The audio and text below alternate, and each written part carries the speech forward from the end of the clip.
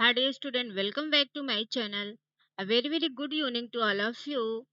आज का हमारा जो ये प्रैक्टिस सेट है, ये प्रैक्टिस सेट जो कि डीएसएसपी का एग्जाम होने वाला है और ये जो क्वेश्चन है वो 12 पीवाईक्यू जो है वो डीएसएसपी पर आधारित है। तो चलिए क्लास को शुरू करते हैं। और क्वेश्चन की श्रृंखला थोड़ी अच्छी है, इसलिए क्वेश्चन को एकदम कंसंट्रेट होके क्वेश्चन को आप लोग करिएगा और कमेंट करके बताइएगा जरूर कि किसके कितने क्वेश्चन जो है वो सही हो जाए, क्योंकि यही जो हमारा ये समय है, ये पीरियड है, इसी में हम स्वयं का क्या करते हैं, इवोल्यूशन कर लेते हैं, मूल्यांकन करते हैं कि हम कितने, क्या स्थिति हमारी है, हम किस स्टेज पर हैं। ठीक है, तो चलिए क्लास को शुरू करते हैं। क्वेश्चन नंबर फर्स्ट, अति तनाव के मरीज को किस मूल्य द्रव्य से परहेज करना चाहिए? यदि कोई व्यक्ति अत्यधिक तनाव ले रहा है तो उस व्यक्ति को किस चीज से दूर परहेज करना चाहिए? A option calcium, B option zinc, C option potassium और डी ऑप्शन सोडियम। तो यदि कोई व्यक्ति अति तनाव से ग्रसित है तो उसे जो है वो सोडियम वर्जित करना चाहिए, क्योंकि तनाव व्यक्ति लेता है तो जो हृदय की जो गतिविधियां हैं वो बाधित होती है, और सोडियम जो है वो हृदय में होने वाली जो गतिविधियां हैं उससे जो है वो हार्ट अटैक जैसी समस्या जो है वो, या ऐसे ब्लड में पंपिंग की समस्या जो है वो देखने के लिए मिलती है। तो इसका आंसर जो सही होगा, option number D is the correct option, sodium इसका आंसर सही होगा। Next question, question number second, कौन से रसायन फलों को कृत्रिम रूप से पकाने में प्रयुक्त होते हैं? इसमें से कौन सा ऐसा रसायन है जिसका प्रयोग हम फल को आर्टिफिशियल तरीके से, कृत्रिम रूप से, जैसे आम वगैरह होते हैं, केला है, आम है, इसको हम क्या करते हैं, उसको लगा करके उसको पकाने का कार्य करते हैं। तो वही आप क्वेश्चन है।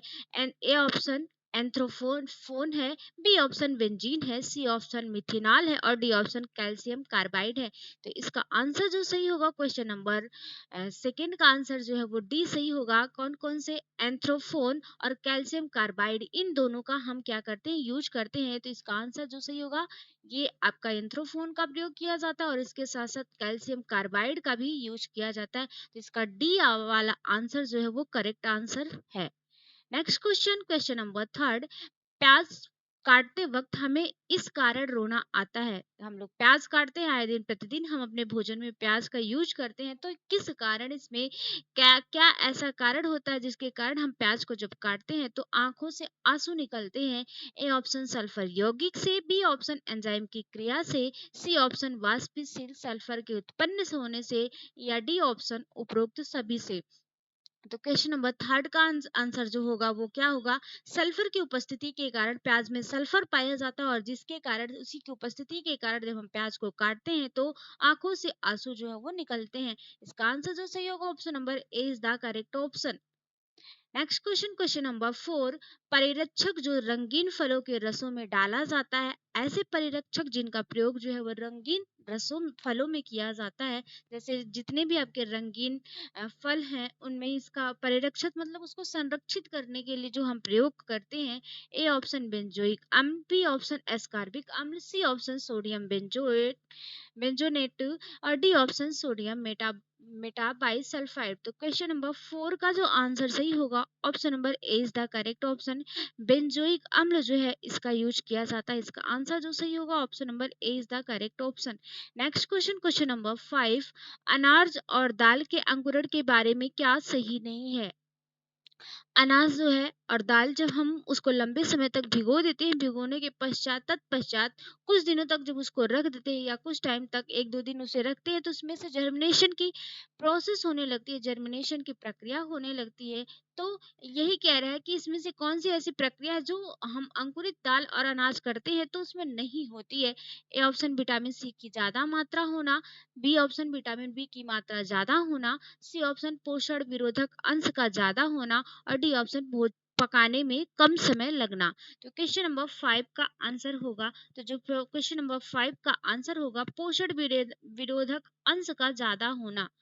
मतलब ऐसे इसमें, क्योंकि जब अनाज और दाल को हम अंकुरित करते हैं तो जर्मिनेशन के होने के पश्चात उसमें विभिन्न प्रकार के जो पोषक तत्व होते हैं उन पोषक तत्वों में वृद्धि हो जाती है, जबकि यहाँ पर पूछ रहा है पोषक बिना विरोधक मतलब पोषण जो नहीं देने वाले अंश जो है वो ज्यादा बढ़ जाते हैं। तो इसलिए इसका आंसर जो सही होगा, option number C is the correct option. इसका आंसर कौन सा सही होगा? Option number C is the correct option.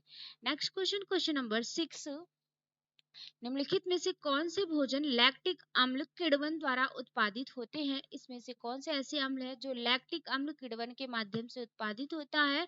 B option beer, A option beer, B option paneer, C option सिरका और डी ऑप्शन दही। तो जो दही है, इस लैक्टिक अम्ल की उपस्थिति के कारण जो है वो दही आपका जो है वो बनता है। इसका आंसर जो सही होगा क्वेश्चन नंबर 6 का option number D is the correct option.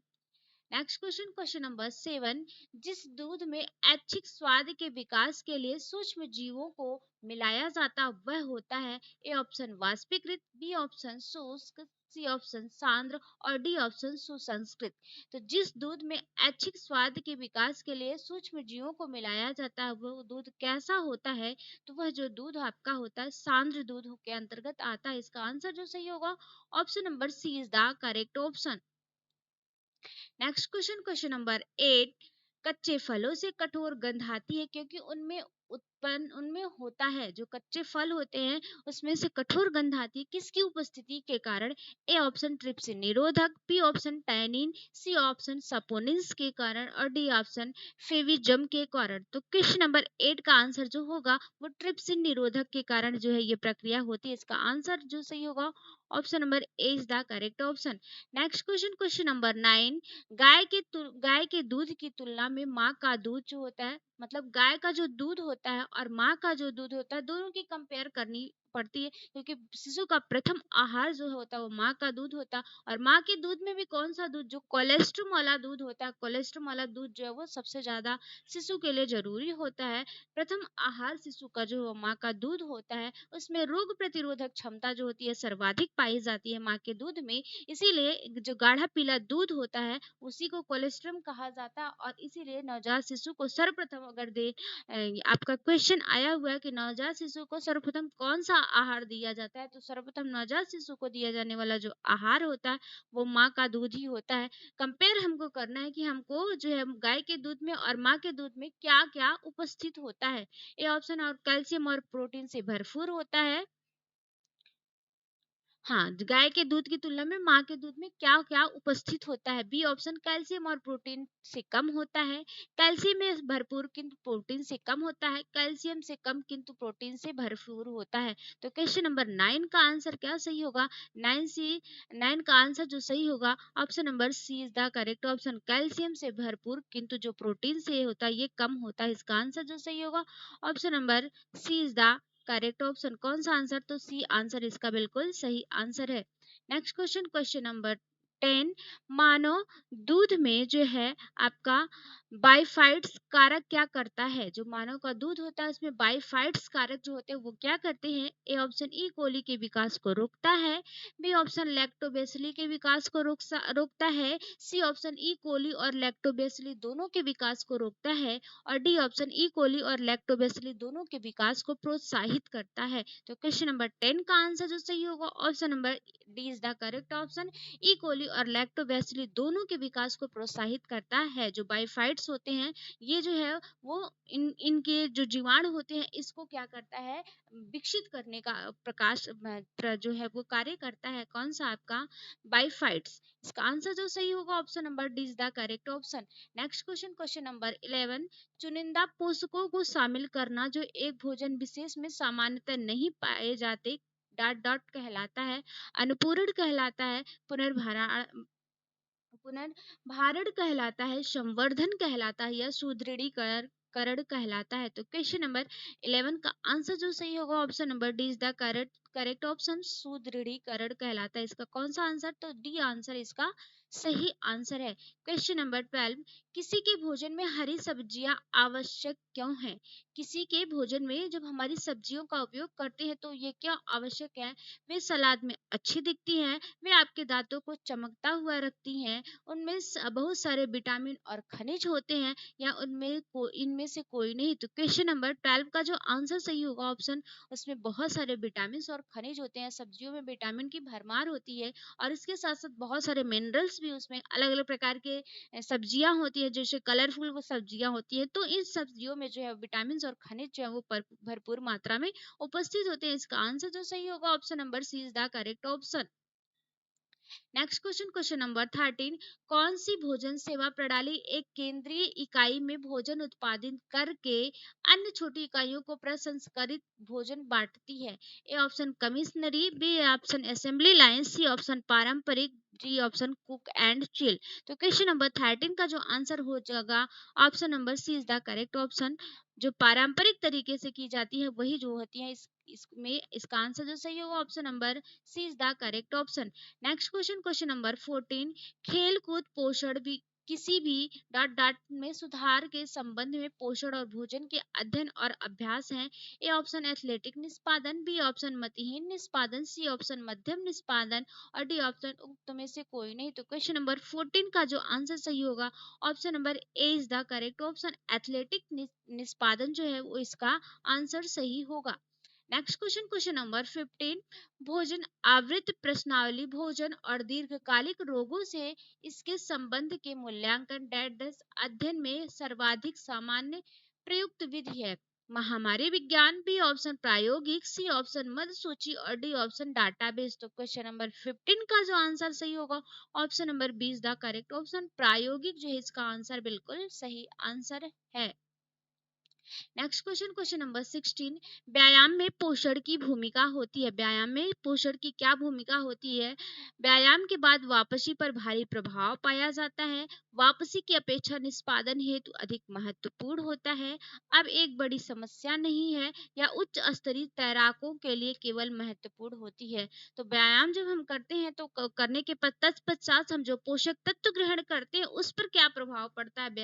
व्यायाम के बाद जो हम पोषक तत्व लेते हैं वो हमारे शरीर पर, वो हमारे बॉडी में क्या इफेक्ट डालते हैं, यही जो है वो क्वेश्चन का सेंस है। तो क्वेश्चन नंबर 16 का जो आंसर सही होगा ऑप्शन नंबर जो है वो ए आंसर बिल्कुल इसका सही होगा।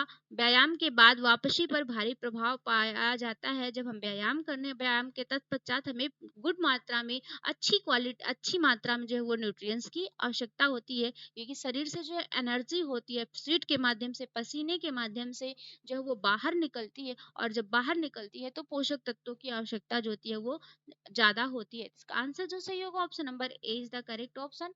नेक्स्ट क्वेश्चन, क्वेश्चन नंबर 17, एक व्यायाम के दौरान एक व्यायामी को जितना पसीना निकले उतना द्रव लेना चाहिए, जितना पसीना और मूत्र विसर्जन हो उतना द्रव लेना चाहिए, पसीने से 2 गुना पानी पीना चाहिए, खपत जितना हो पूरे दिन में पीना चाहिए।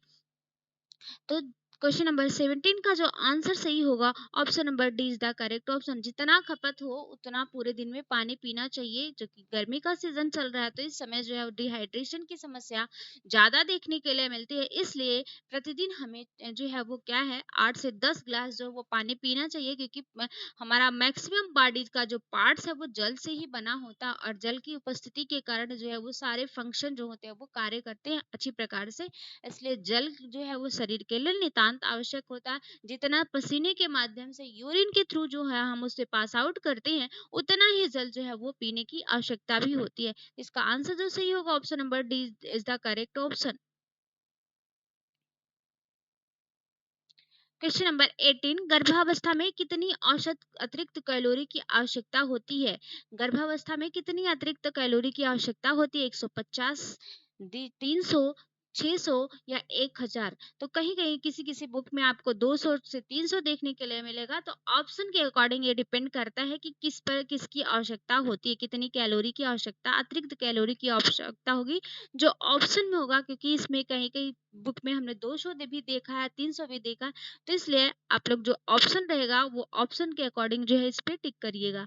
कितनी अतिरिक्त कैलोरी की है? तो लगभग लगभग 200 से 300 जो कैलोरी होती है उसकी आवश्यकता होती है। नियर अबाउट इसी के आसपास इर्द गिर्द जो है वो ऑप्शन आपका जो रहेगा वही आप लोग टिक करिएगा।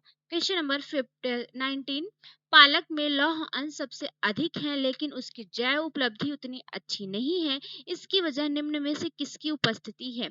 पालक में लौह तत्व सबसे अधिक होता है लेकिन उसकी जैव उपलब्धता अच्छी नहीं है। पालक में जो है लौह तत्व की मात्रा, आयरन की मात्रा ज्यादा पाई जाती है, लेकिन जैव उपलब्धता अच्छी नहीं होने के कारण किसकी उपस्थिति इसके कारण ऐसा होता है?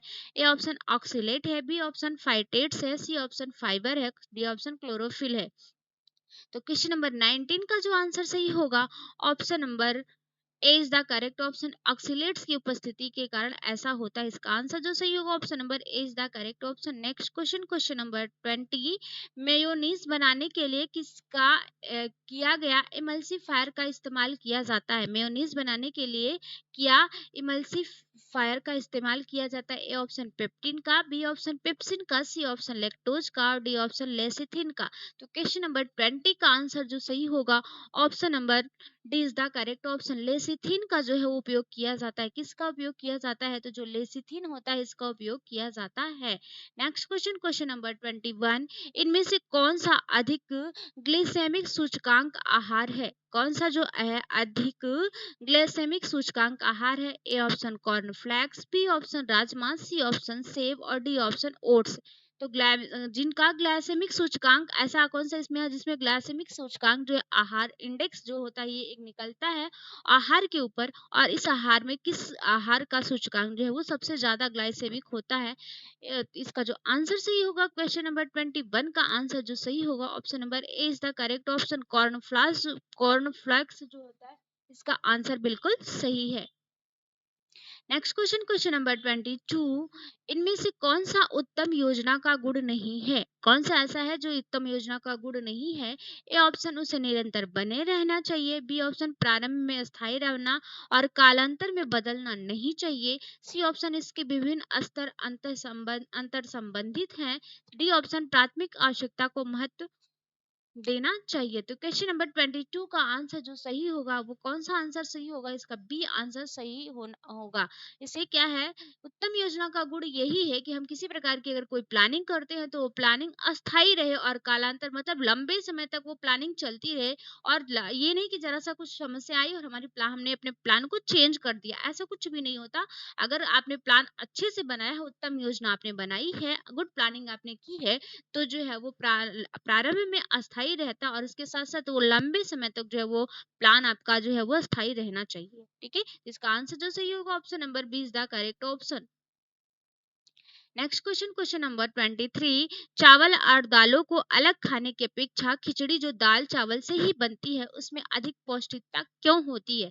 चावल, हम दाल और चावल बनाते हैं और बनाने के पश्चात जो है वो हम उसे खाते हैं, तो उसकी अपेक्षा जो हम खिचड़ी बनाते हैं, जैसे कोई व्यक्ति अगर बीमार होता है तो डॉक्टर उसको पौष्टिकता मतलब बना देने के लिए क्या करते हैं, यही बोलते हैं कि आप खिचड़ी खाइए। तो वो क्यों उसमें पौष्टिकता आ जाती है? दाल लाइसिन प्रदान करता है जो चावल में कम होता है, चावल मिथ्योनिन प्रदान करता है जो दाल में कम होता है, चावल विटामिन सी प्रदान करता है जो दाल में कम है, और डी ऑप्शन ए और बी दोनों सही है। तो क्वेश्चन नंबर 23 का आंसर जो सही होगा option number D is the correct option.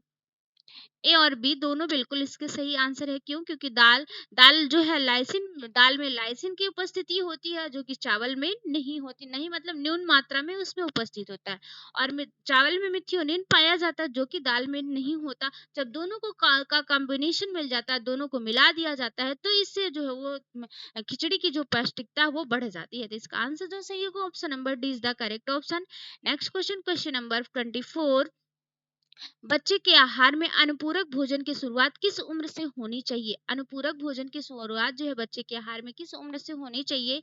A option 12 माह के आसपास, बी ऑप्शन 6 माह के आसपास, सी ऑप्शन 4 माह के आसपास और डी ऑप्शन 2 माह के आसपास। तो क्वेश्चन नंबर 24 का आंसर जो सही होगा वो 6 माह के आसपास जो है उसे अनुपूरक भोजन देना चाहिए। इसका आंसर जो सही होगा option number B. Next question, question number 25, प्रौढ़ व्यक्तियों में प्रोटीन की आवश्यकता कितनी होती है? एक प्रौढ़ व्यक्ति है जो होता है उसमें प्रोटीन की कितनी आवश्यकता होती है? A option 50 gram, B option 0.5 ग्राम।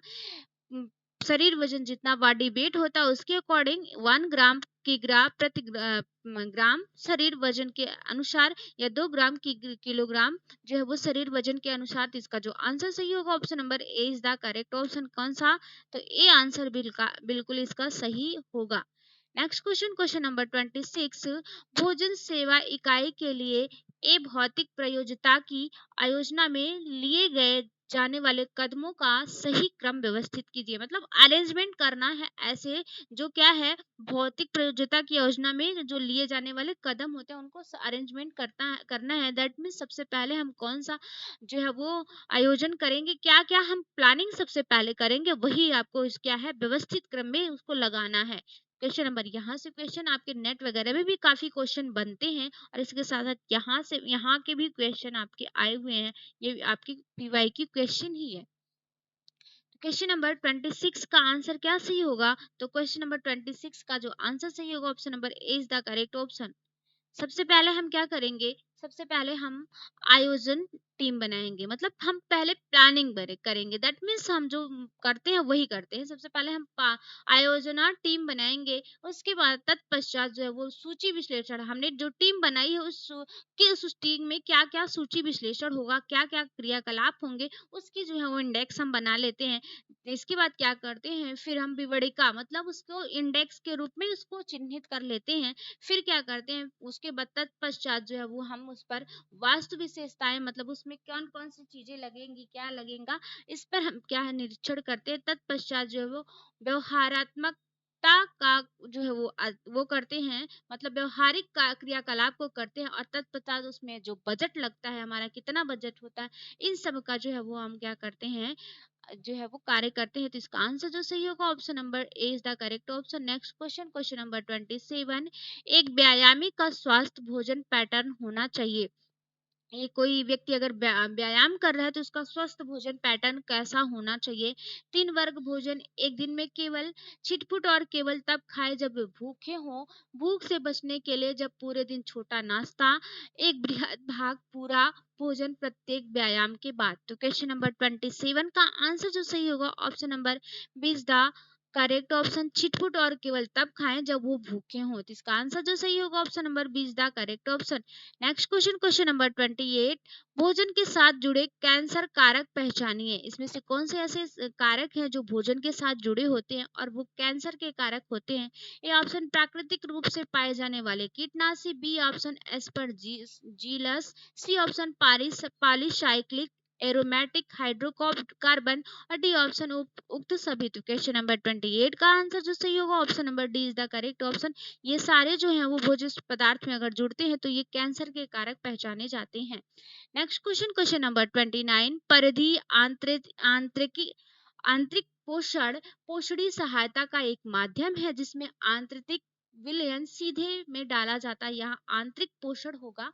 ठीक है, तो इसका आंसर जो सही होगा कि ऐसा पोषण जो है वो परिधीय माध्यम से पोषण को सहायता प्रदान करता है, और जो आत्मिक विलयन के माध्यम से सीधे डाला जाता है वो कैसा पोषण के अंतर्गत आता है, किस प्रकार से हम उसे डालते हैं आत्मिक व्यक्ति। जैसे अगर कोई व्यक्ति है, जैसे उसको मुंह का कैंसर हो गया, या उसको गले में कोई प्रकार की प्रॉब्लम है, या वो निगलने में समस्या उसको हो रही है, तो हम उसे डायरेक्ट जो है आपके किसी भी चीज को, कोई भी जूस वगैरह कुछ भी, हम उसको सीधे आंतरिक माध्यम से देते हैं।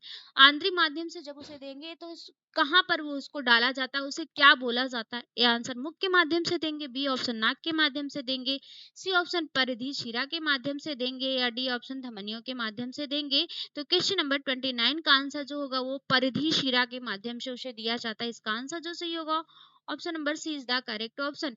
नेक्स्ट क्वेश्चन, क्वेश्चन नंबर 30, निम्नलिखित में से कौन से कथन क्रोमेटोग्राफी को परिभाषित करते हैं? इसमें से कौन सा ऐसा कथन है जो क्रोमेटोग्राफी को परिभाषित करता है? ए ऑप्शन, जलीय अपघटन के लिए प्रयुक्त तकनीक, बी ऑप्शन, घटकों को जोड़ने के लिए प्रयुक्त तकनीक, सी ऑप्शन, मिश्रणों को बांधने के लिए प्रयोगशाला तकनीक, और डी ऑप्शन, मिश्रणों को पृथक करने के लिए प्रयोगशाला तकनीक। तो क्वेश्चन नंबर 30 का ऑप्शन जो सही होगा, जलीय अपघटन के लिए प्रयुक्त तकनीक। इसका आंसर जो सही होगा, option number A is the correct option. कौन सा आंसर सही होगा? तो ए आंसर बिल्कुल सही आंसर है। नेक्स्ट क्वेश्चन, क्वेश्चन नंबर 31, आंतरेतर पोषण का अर्थ क्या है? ऐसा पोषण जो आंत के माध्यम से दिया जाता है, या जो हमारी आंत होती है उसके माध्यम से दिया जाता है। किसके? नसिका नली से भोजन कराना, नस द्वारा भोजन कराना, अनुपूरक पोषण या सूखा भोजन। तो क्वेश्चन नंबर 31 का जो आंसर होगा, नसिका नली से भोजन कराना। इसका आंसर जो सही होगा, option number A is the correct option. ये नली डाल के सीधे जो है वो नली को आंत में पहुंचा दिया जाता है। ठीक है, इस पोषण को माध्यम से सीधे नली डाल दी जाती है, नाक से नली होते हुए। आप जैसे मतलब छोटा बेबी वगैरह होते हैं तो देखते होंगे ना कि उनको जो नली जो लगा दी जाती है और नली के माध्यम से उनके पेट तक जो है डाला जाता है, और वहां पर तब तक नली नहीं पता का चलती जब तक व्यक्ति को खांसी ना आ जाती। तो इससे पता चल जाता है कि व्यक्ति का जो है वो आमाशय तक जो है वो नली पहुंच चुकी है, इसकी आंत तक जो है वो नली पहुंच चुकी है। तो इसका आंसर जो सही होगा option number A is the correct option. Next question, question number 32, बुजुर्गों के इलाज को कहते हैं, अगर कोई व्यक्ति बुजुर्ग है तो उसके इलाज को क्या कहते हैं? क्रॉसिंग एज कहते हैं, बी ऑप्शन परिपक्वता कहते हैं, सी ऑप्शन जरा चिकित्सा कहते हैं और डी ऑप्शन टूट फूट कहते हैं। तो क्वेश्चन नंबर 32 का आंसर जो सही होगा option number C is the correct option, जरा चिकित्सा कहते हैं। नेक्स्ट क्वेश्चन, क्वेश्चन नंबर 33, बिना मधुमेह वाली महिलाओं में गर्भावस्था के दौरान उच्च रक्त शर्करा स्तर विकसित होना। ए ऑप्शन पूर्व मधुमेह, B option pre eclampsia, C option गर्भावस्था मधुमेह, सी डी ऑप्शन एक्लेम्सिया। बिना मधुमेह वाली महिलाओं में गर्भावस्था के दौरान उच्च रक्त शर्करा स्तर विकसित होता है। तो इसका आंसर जो सही होगा क्वेश्चन नंबर 33 का गर्भावस्था मधुमेह होगा। इसका आंसर कौन सा? तो सी ऑप्शन बिल्कुल इसका सही आंसर है। नेक्स्ट क्वेश्चन, क्वेश्चन नंबर 34, 5 वर्ष के बच्चे को तेज बुखार है, उसे निगलने में तकलीफ हो रही है, टार से देखने पर उसका हलक सफेद नजर आता है, यह लक्षण किसका संकेत करता है? अगर कोई व्यक्ति कोई बच्चा है जिसे तेज बुखार है और निगलने में उसे तकलीफ होती है, तो टार्च से देखने पर उसका जो हलक है वो कैसा है? सफेद नजर आता है। यह जो लक्षण है वो किसको प्रदर्शित करता है? तो यह जो लक्षण है वो डिप्थीरिया को प्रदर्शित करता है। इसका आंसर जो करेक्ट होगा option number D. Next question, question number 35, उच्च रक्तचाप डेड दस एक जोखिम कारक है, ए ऑप्शन आरएनए का, सीएसडी का, डीएनए का या पीईएम का। तो इसका आंसर जो सही होगा option number 20 the correct option. ये किसका है? तो सीएसडी का जोखिम कारक होता है। नेक्स्ट क्वेश्चन, क्वेश्चन नंबर 36, भोजन में सोडियम की अधिक मात्रा से डैश डैश होता है, निम्न रक्तदाब, बार बार मूत्र विसर्जन, सी ऑप्शन रक्तदाब बढ़ाना और डी ऑप्शन बार बार पसीना आना। तो भोजन में सोडियम की अधिकता से क्या होता है? तो भोजन में जो सोडियम की अधिकता होती है, इसकी अधिकता से रक्तदाब बढ़ाना क्या हो जाता है? रक्तदाब की जो मात्रा है वो बढ़ जाती है, that means high blood pressure जो होता है वो हो जाता है। Next question, question number 37, assertion है सुखाने से पहले सब्जियों को रसहीन कर देना चाहिए, रीजन है रसहीनता करने में प्रयुक्त उच्च ताप कुछ सूक्ष्म जीवों को सार देता है परंतु एंजाइमों को निष्क्रिय नहीं करता। असर्शन और रीजन दोनों सत्य है, असर्शन असत्य परंतु रीजन सत्य है, असर्शन सत्य परंतु रीजन असत्य है और डी ऑप्शन असर्शन और रीजन दोनों असत्य है। तो क्वेश्चन नंबर 37 का जो आंसर सही होगा असर्शन सत्य परंतु रीजन जो है वो आपका असत्य है। नेक्स्ट क्वेश्चन, क्वेश्चन नंबर 38, खाद्य पदार्थ को सुरक्षित रखने के लिए कितनी मात्रा में चीनी होनी चाहिए ताकि अन्य किसी परिरक्षक की आवश्यकता ना पड़े? खाद्य पदार्थ अगर कोई है और उसे सुरक्षित रखना है तो किस प्रकार की हमें परिरक्षक की आवश्यकता होती है जिससे चीनी की मात्रा उस पर ज्यादा ना हो? ए ऑप्शन जिसमें चीनी की परिरक्षक की आवश्यकता ना पड़े। कितनी मात्रा में उसमें चीनी का यूज करते हैं जिसमें अन्य किसी प्रकार के जो प्रिजर्वेशन प्रिजर्व करने वाले जो आइटम्स है उसका यूज ना करना पड़े। 10 से 20%, 30 से 40%, 40 से 50%, 50 से 60%।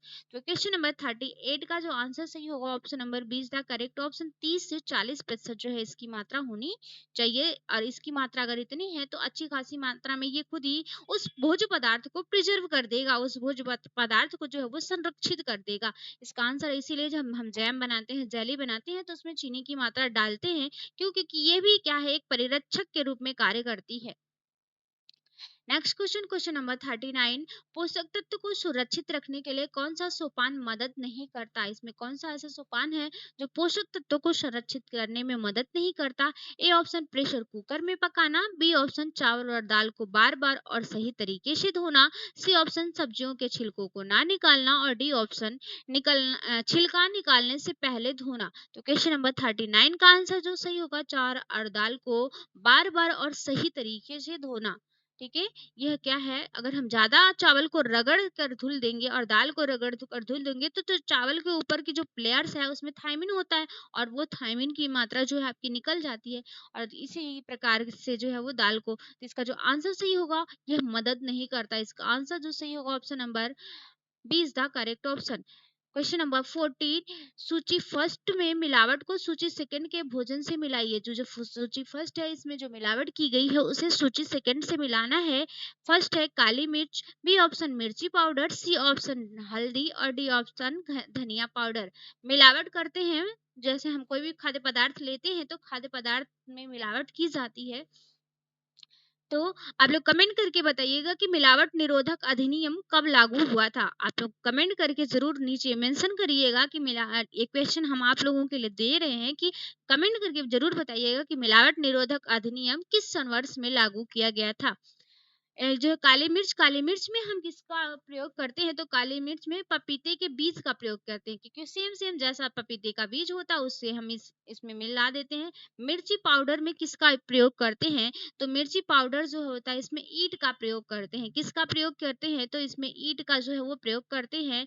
और हल्दी जो है, हल्दी में जो है वो किसका प्रयोग करते हैं, तो मेटालिन एलो का प्रयोग करते हैं। और धनिया पाउडर जो होता है इसमें गाय का गोबर या घोड़े की लीद इन सब का जो है यूज किया जाता है। तो इसका आंसर जो सही होगा, कौन सा आंसर सही होगा, तो ये फर्स्ट का ए का फर्स्ट कहाँ पर है, ये का फर्स्ट इन दोनों में भी है मिर्ची पाउडर, सेकंड का बी का सेकंड है। तो ये इसका आंसर जो सही होगा option number C is the correct option. कौन सा आंसर इसका सही होगा, इसका सी आंसर बिल्कुल सही है।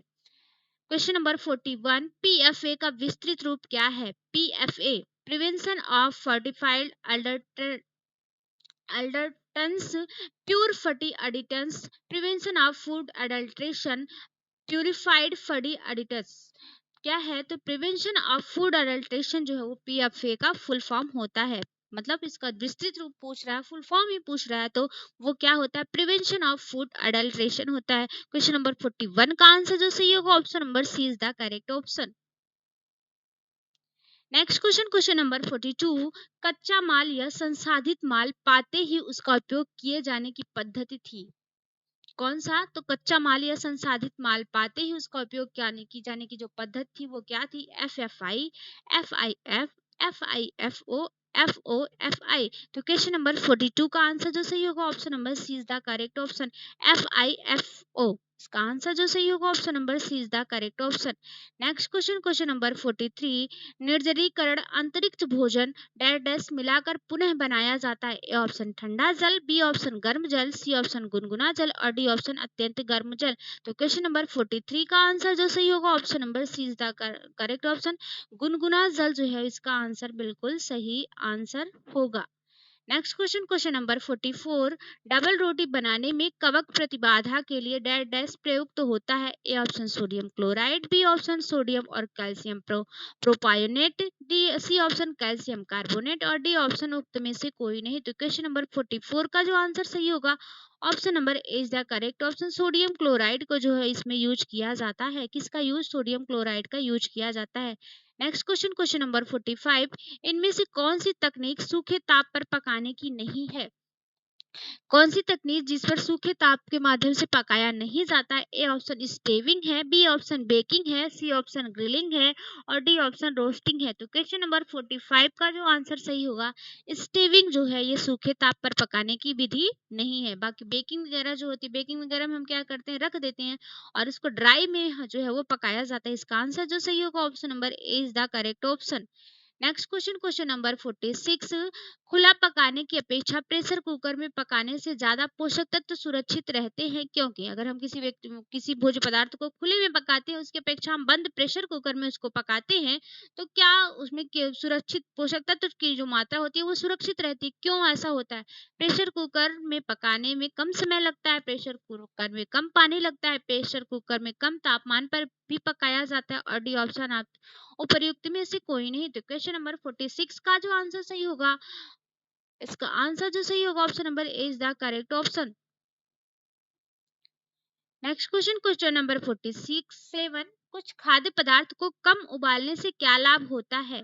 जब किसी खाद्य पदार्थ को कम उबालते हैं तो उससे क्या लाभ होता है। ए ऑप्शन रंग सुरक्षित रहता है, बी ऑप्शन कुछ एंजाइम्स को मारकर अपने आप खराब होने से रोकता है, सी ऑप्शन स्वाद बढ़ाता है और डी ऑप्शन उपयुक्त में से कोई नहीं। तो क्वेश्चन नंबर 47 का जो आंसर सही होगा ऑप्शन नंबर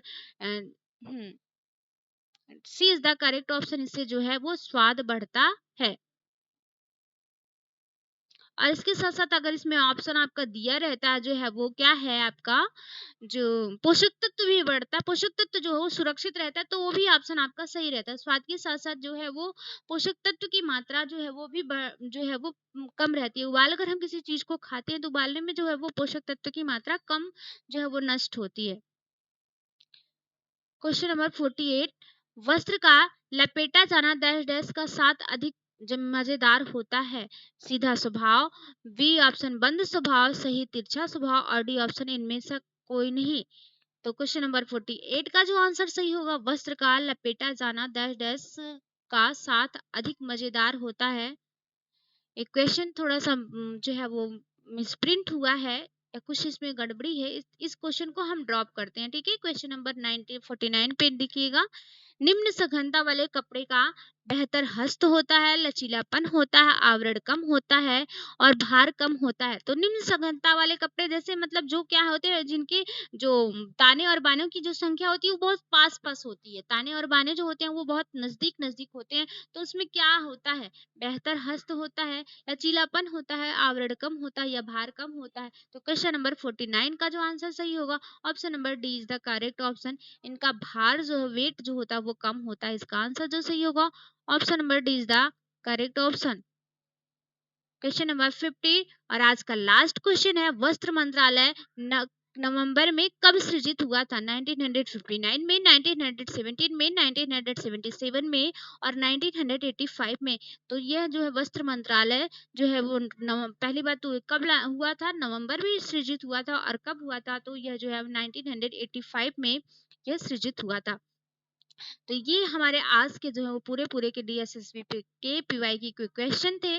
और जो है चूंकि एग्जाम नजदीक है तो आप लोग तैयारी बना के रखिएगा, ठीक है। फिर ऐसे अभी क्वेश्चनों की श्रृंखला जैसे जैसे होती जाएगी, जैसे जैसे मुझे टाइम मिलती जाएगी, कुछ क्वेश्चनों की श्रृंखला मैं बढ़ाती जाऊंगी। जब तक एग्जाम नहीं होगा तब तक पूरे के पूरे जितने भी आपके अभी तक आए हुए पीवाई क्वेश्चन है, मैं सारे क्वेश्चन जो है वो करवाऊंगी, ठीक है। तो आज की क्लास को यही रखते हैं, फिर मिलेंगे नए टॉपिक के साथ, नए प्रैक्टिस सेट के साथ। तब तक के लिए thank you so much, take care, bye bye, good night.